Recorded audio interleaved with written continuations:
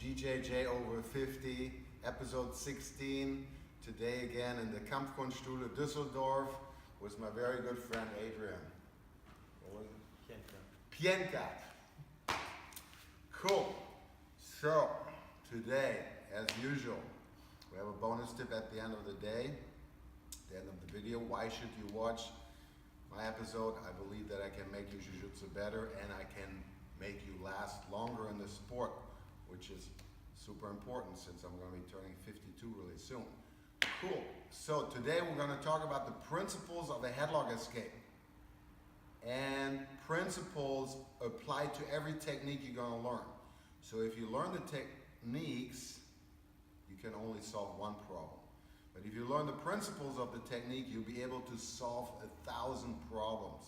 So we're going to talk about this headlock principle today. Okay, so Adrian is putting in a headlock. So we've learned already several ways on how to escape the headlock. Frame escape, hooking the leg, etc., etc. Right? So, but there is a principle here. Number one, actually there's two principles. Number one, the first thing I am feeling is, where is Adrian's weight right now? Okay, right now Adrian is very heavy on this side, which makes him hard to move over that way. If he were a little bit higher up on me, move up a little bit higher, yes. Now he became lighter that way, and so forth. The more he moves over towards the back side, the lighter he becomes. So, however, if he's very low up front, that makes him very movable that way. And it gives my hip a lot of movability. So, where is he weak right now? He has a white base, which makes him strong that way. That way he's okay. Now where he's weak is going that way because he's holding my head. There is no base going that way. You guys see that? I'm only pushing his shoulder to the ground, bum. And I'm basically out. Now I can magnify this right now with the whip back here. There's nothing controlling my legs or my hip.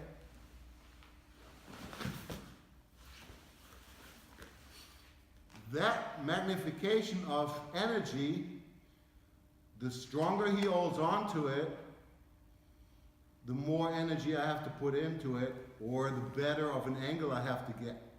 So here's the whip. Boom, I tighten up my core, and now I punch over his shoulder, his head to the north. Let's say that would be the northeast direction right here. Boom. And I turn to my hips. From here I can do any type of finish. So what we have to recognize are two things. Weight, where is his weight?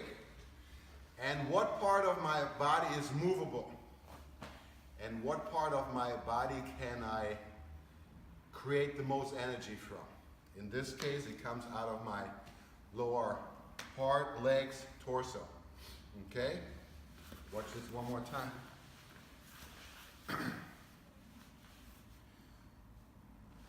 Boom. All I do is push his upper body towards the ground. I'm already out. Turn to the hips. Hold the hand out. I'm done.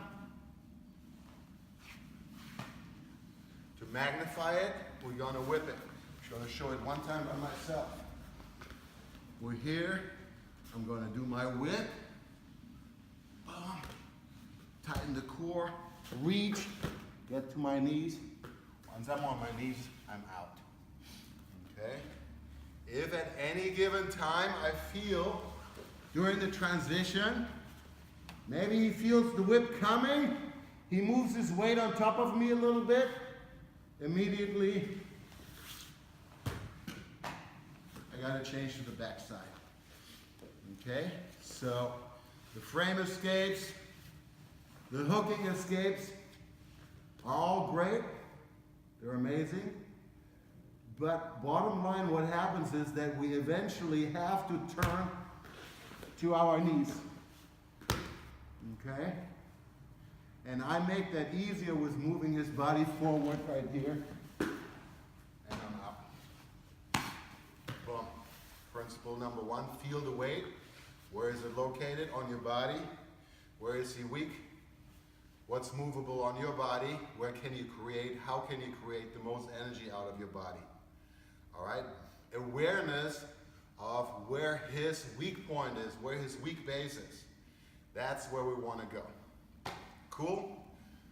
Got that? Got it. How did that feel? Let me try that on you one time. Maybe it doesn't work on black belts.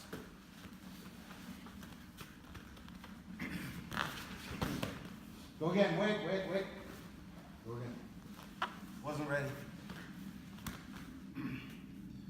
Punch deep to the ground. Reach in. Yes. So Adrian has never done this before. He could have punched a little bit harder. He could have created a little bit more energy, but it was good. Bonus tip of the day. Now we're going to talk about angles of the attack. Guillotine choke, standing self-defense. Person comes, grabs you. I want to be right underneath his chin. Bring it up. Guillotine is done. So, angle has to be straight up. Now he gets me, boom. If I hang out here, keep the angle, I'm done. So I have to kill the angle. Now we've learned several different headlock escapes or guillotine escapes already. And you might know this one already. BB has 3 headlock escapes. Boom.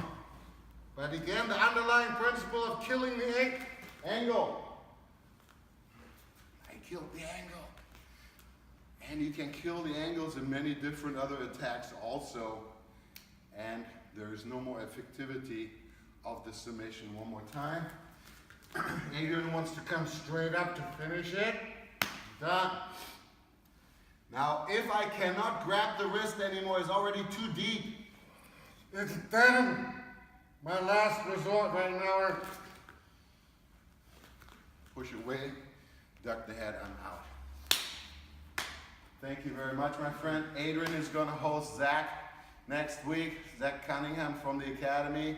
Guys, Jiu-Jitsu, one world, one love, one passion.